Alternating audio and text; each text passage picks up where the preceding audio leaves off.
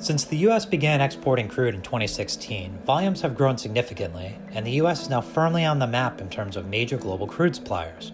Total US exports reached 3.15 million barrels per day. The United States, a nation that pumps more oil than any other on the planet, should have no reason to look abroad for fuel.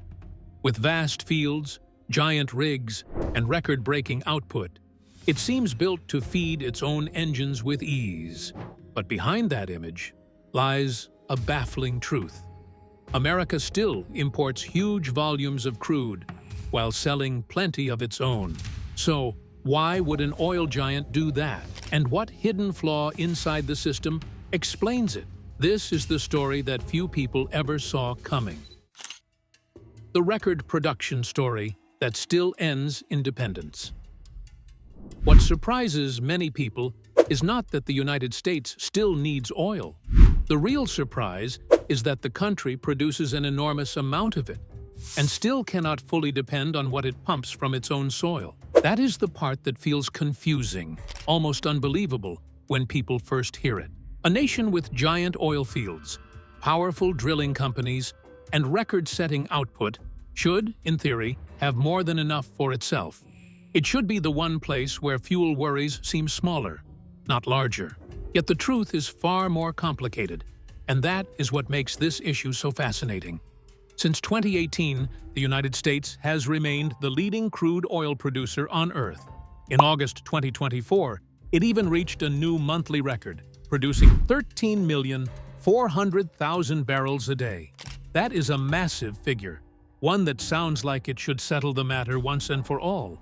But it does not. Even with that level of production, the country still imports crude oil from other nations. That forces a bigger question. If America is producing so much oil, why is it still buying more from elsewhere? At first, it seems like something does not add up. People naturally think oil is oil, and that once it is pulled from the ground, the job is done. But that is not how the system works. Crude oil is only the starting point. Before it can power cars, planes, factories, or homes, it has to move through a very large and carefully built chain. It must fit the refineries that process it, the pipelines and ships that carry it, and the financial logic that decides what is worth using, what is worth selling, and what is worth buying. That is why record production alone does not give the full picture. The oil coming out of American ground still has to match the equipment built to handle it. It has to reach the right places at the right cost. It has to make sense in a market shaped by old infrastructure, trade patterns, and profit. So the mystery is not really about a lack of oil. It is about how a country can have plenty of it and still find that its own supply does not neatly fit the system it depends on every day. More oil does not always mean easier answers. Sometimes it reveals a problem hidden inside the machinery, the routes, and the business choices that keep the country running. Despite producing massive amounts of crude oil, the United States still imports oil from other countries. But why does a nation with such a huge output still look outside its borders for supply? Is it trying to preserve part of its own production for the future? Or is the type of oil it produces not the best fit for its own system? Let's uncover the details. The hidden oil mismatch at the center of America's energy puzzle. The heart of this story is surprisingly simple, even if the oil business often sounds difficult and technical. The United States produces huge amounts of crude oil, but a large share of that oil is light crude. Many of the country's refineries, however, were built over many years to process heavier and more sour crude instead.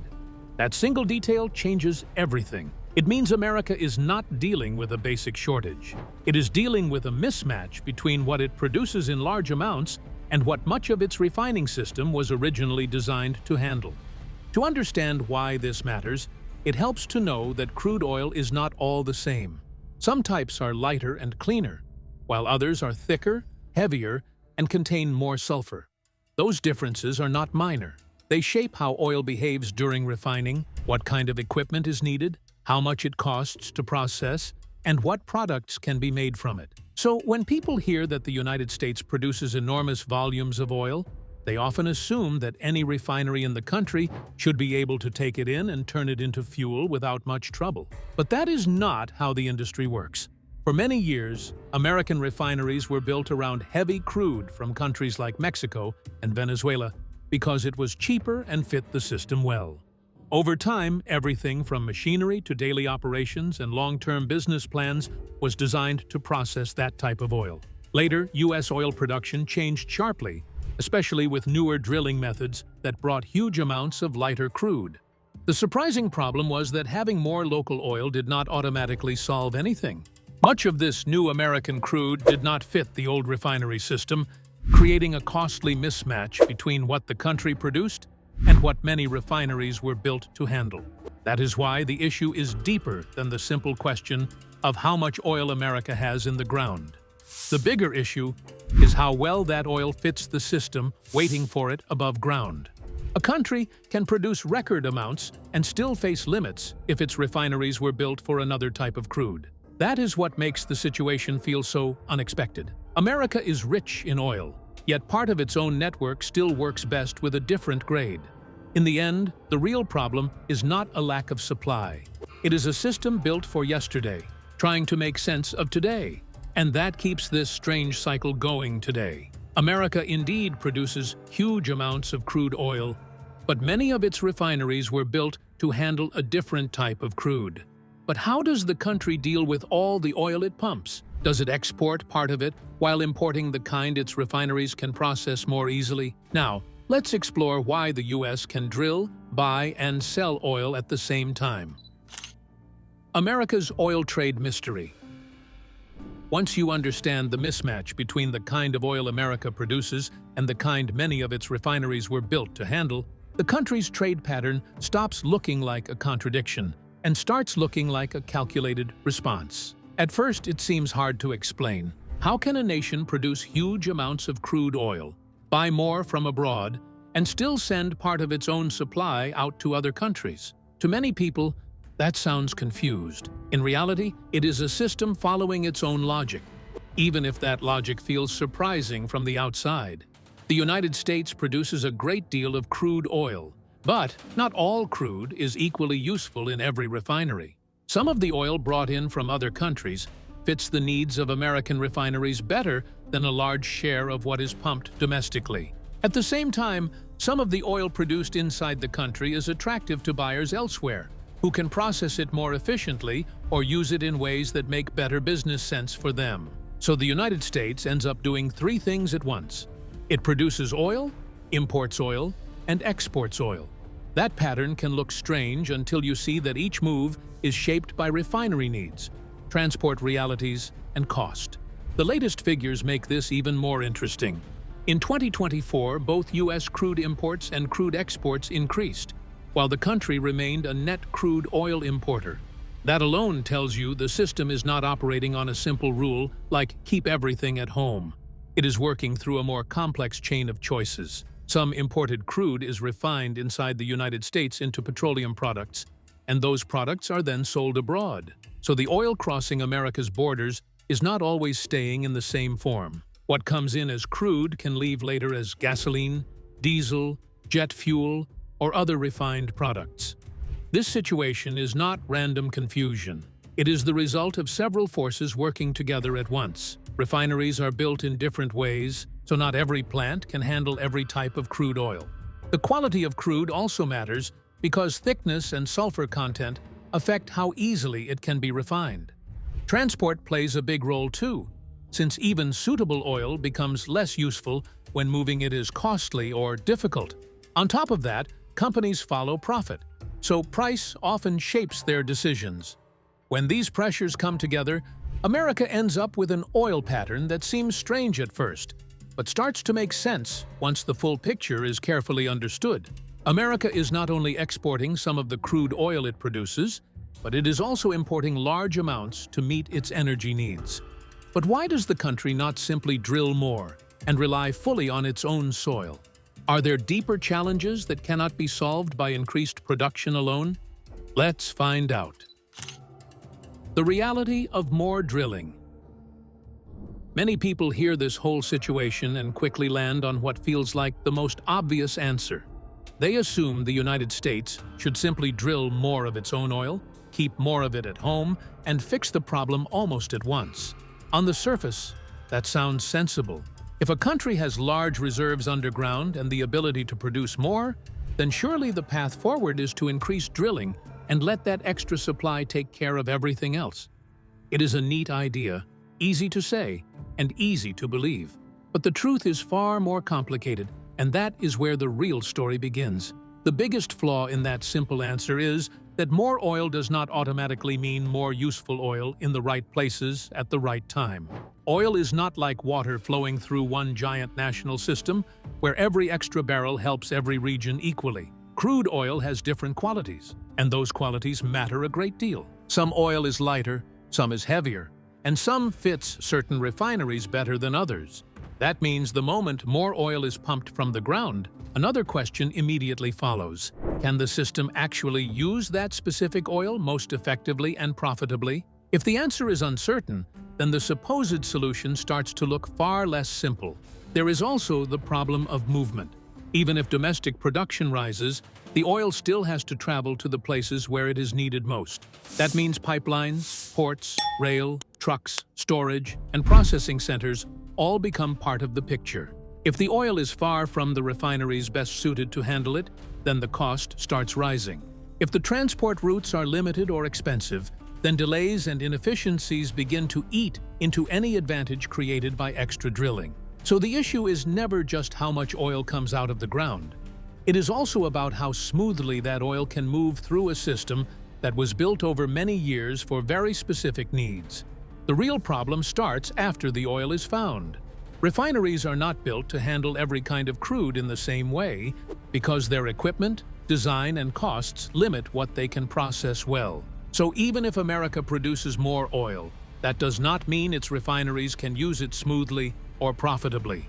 When they cannot, extra drilling only adds more oil to a system that is already under strain. That is why producing more crude is not a complete answer. It sounds simple, but the bigger issue is the refining system, which decides whether that oil can truly be used well. Even if the United States decided to expand drilling to make greater use of its locally extracted crude oil, the deeper problem would still not disappear. But what makes local drilling expansion an incomplete answer to local oil use? Now, let's uncover why having the supply does not mean it can reach the right place. The geography problem behind America's oil wealth. Oil does not become useful simply because it is sitting beneath American soil. It only starts to matter when it can be brought out, moved to the right refinery, turned into fuel, and then delivered to the places where people, businesses, and industries actually need it. That is the part many people miss. They imagine the United States as one giant oil machine, where every barrel produced anywhere in the country can easily flow to any place that needs it. But the real picture is far less simple. America is not one smooth and perfectly linked energy map. It is a patchwork of regions, pipelines, refineries, ports, roads, and transport routes that do not all connect in the same easy way. Some parts of the country are closely tied to major refining centers and large transport systems. In those places, moving crude and fuel is easier, faster, and often cheaper. Other regions are much less connected. They may be far from the biggest refineries, cut off from major pipeline systems, or forced to depend on more expensive ways of moving oil and fuel. That gap changes everything. It means the value of oil is not just about how much exists underground. It is also about how easily that oil can reach the facilities built to process it. This is why location becomes such a powerful part of the story. If the oil field is in one part of the country, but the refinery best suited for that oil is somewhere else, then distance immediately becomes a problem. Once distance becomes a problem, cost follows close behind. Pipelines are not everywhere. Shipping routes do not always run in the most direct way. Trucks and rail can help, but they add extra expense and time. So even if America produces a huge amount of crude, that crude does not automatically become useful in every market. That is what makes the issue much deeper than a simple production question. The real challenge is matching three things at the same time: where the oil is, where the right refineries are, and how efficiently the two can be connected. If any part of that chain breaks down, the system becomes slower, more costly, and less efficient. And that is why two regions inside one country can face very different fuel realities, even though both are part of the same oil system. So the story of American oil is not only about abundance, it is also about geography, infrastructure, and the hard reality that having oil is one thing, but getting it to the right place in the right way is what truly gives it value. Beyond geography, what other factor stands in the way of America using more of its own oil at home? And what makes this mystery even more surprising than most people would expect? Let's uncover the shocking details. The shipping rules make the routes look backwards. Another reason this story feels so unusual is that moving oil inside the United States is not always as simple or as cheap as people assume. Most people would expect domestic oil to move easily from one American coast to another, especially in a country with such a large energy industry. It sounds like something that should be straightforward. If the oil is already inside the country, then sending it from one state to another should be easier than bringing it in from across an ocean. But in many cases, that is not how the system works. And one major reason is an old shipping law that still shapes costs today. That law is known as the Jones Act. Jones Act, which stipulated that any cargo transported between two American ports must be carried in ships that are American-built and owned and crewed by Americans. Under this rule, goods moved between two American ports generally must travel on ships that are flagged in the United States, built in the United States, and owned and crewed by Americans. On paper, that may sound like a policy meant to protect American shipping and support national industry. But when it comes to oil and fuel, the result can be surprisingly expensive. The rule limits the shipping options available for domestic coastal trade, and that pushes costs higher than many people would expect. This is where the whole picture starts to look even stranger. People naturally think the local route should be the cheaper route. They assume oil from one part of the United States should move more cheaply to another part of the same country than oil coming from a foreign supplier. But the cost rules do not always follow that logic. In some cases, moving oil or fuel by sea between American ports can cost more than importing it from overseas. That means the shorter route is not always the cheaper one, and the domestic option is not always the most attractive one. Once that happens, the flow of oil begins to look unusual. Fuel and crude do not always travel in the direction people expect. A more local supply may exist, but a foreign shipment may still make better financial sense. So instead of a simple system where American oil naturally serves American markets first, the system becomes shaped by shipping costs, legal limits, and business calculations.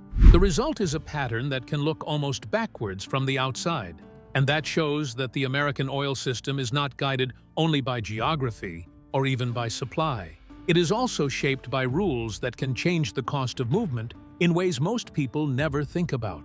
So when observers wonder why oil sometimes takes such odd routes, the answer is not always hidden deep underground. Sometimes it is written into the laws that decide how that oil is allowed to travel. Restrictions on moving oil by sea also make shipping more expensive. But why are companies not investing in it? Does that mean it is not profitable enough? Or is there more profit in sending oil along other routes instead of shipping it locally? Let's unravel the shocking details. Money keeps the current system in place. Behind all of this sits a stubborn business truth that many people do not see at first glance. Oil refining is not cheap, simple, or quick. A refinery is not like a small factory that can be changed in a few months because public opinion shifts or political pressure rises. It is a huge industrial system built over many years, with equipment, pipelines, storage units, safety systems, and processing tools that cost billions to put in place. Once those systems are built, companies do not rush to tear them apart unless there is a very strong financial reason to do so. That is where the deeper issue begins. Crude oil is not all the same. Some types are light and easier to process, while others are heavier and more difficult to turn into products like gasoline, diesel, and jet fuel. The exact nature of the crude matters a great deal because refineries are often designed around certain kinds of oil. In other words, a refinery is not simply built to handle oil in a general sense. It is built to handle specific grades and qualities of crude in ways that match its machinery and business model. This creates a system that is far more fixed than many outsiders imagine. When a company has already invested massive sums into a refinery designed for a certain feedstock, it cannot casually switch directions without risking huge losses. Rebuilding equipment, changing technical systems, retraining workers, and adjusting supply chains would cost enormous amounts of money. It would also take time, planning, and confidence that the new setup would pay off in the long run. So, even when the public asks what seems like a simple question, why not just process more of one kind of oil at home and stop relying on complicated trade flows? The answer is rarely simple inside the business itself. The companies involved are looking at hard numbers, not slogans. They are studying profit margins, transport costs, refinery design limits, market demand, and long-term contracts. If the existing trade pattern still brings in strong returns, then there is little reason for them to suddenly abandon it. That is why the current system keeps moving in the same direction, even when it appears strange from the outside. Producers, refiners, and traders are all tied to a structure built over decades. It may look confusing to the average person, but inside the industry, it often makes clear financial sense. And as long as that financial logic remains stronger than the pressure to change, the system will likely continue operating much the same way, no matter how much people wish for a simpler answer. Beyond preserving the current pattern of exporting oil while limiting greater local use, does this system actually work in America's favor? And could the future bring a shift away from this model? Or is there a plan to keep it in place for a much longer period? Let's find out. Breaking oil records, while the real problem remains.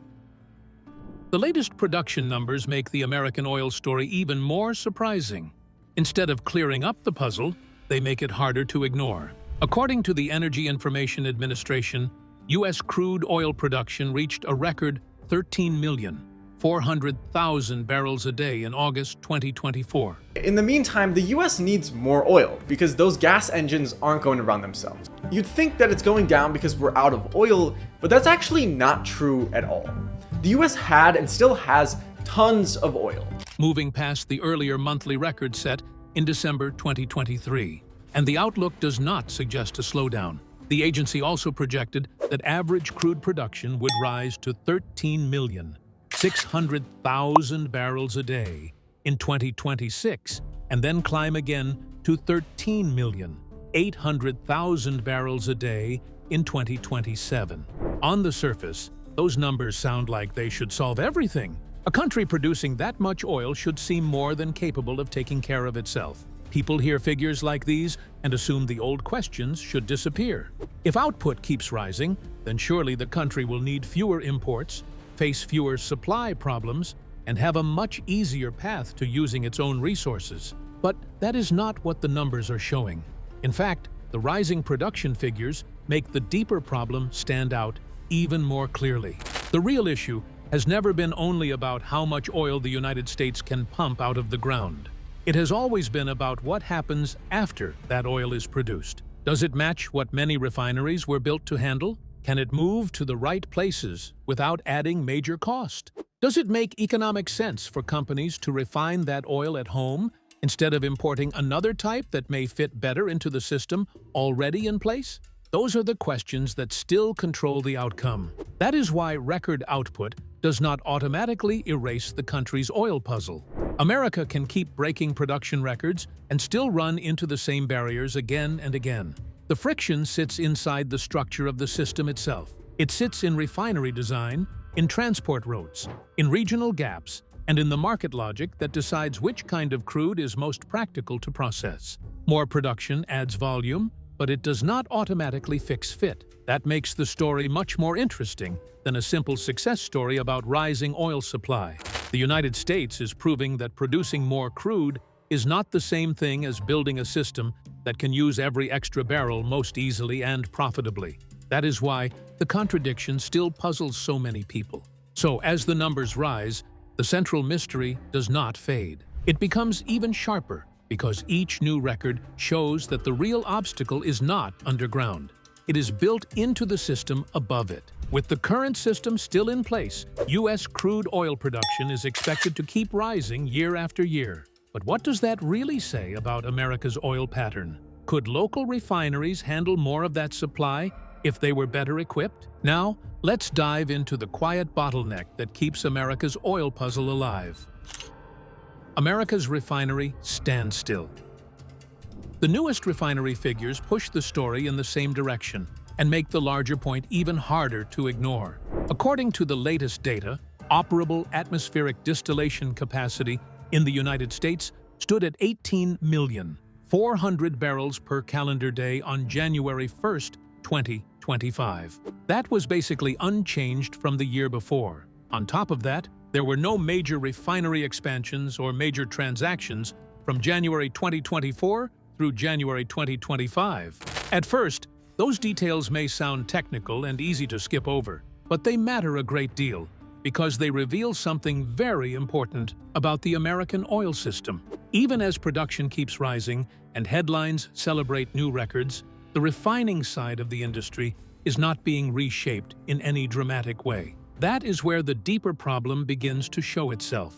Many people hear that the United States is producing more oil than ever and assume the rest of the system must be changing just as quickly to keep up. They picture new refineries, larger processing capacity, and a rapid adjustment that would allow the country to absorb more of its own crude with ease.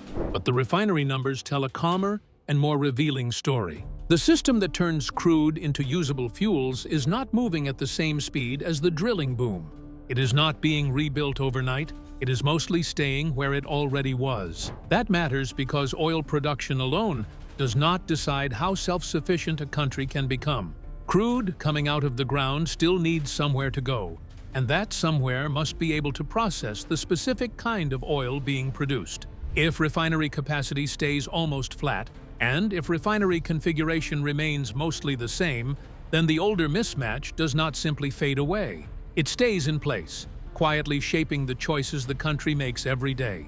More oil can be pumped, but the same old questions remain. Can the refineries handle it well?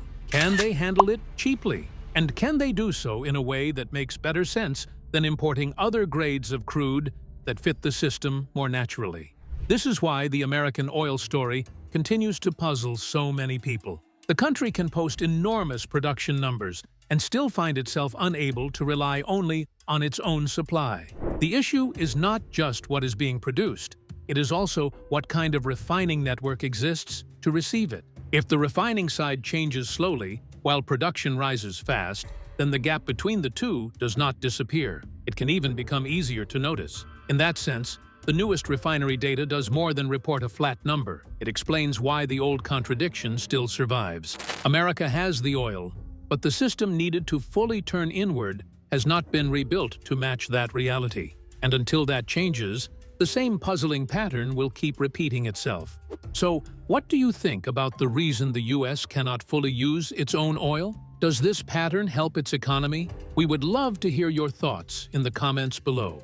Don't forget to like and subscribe.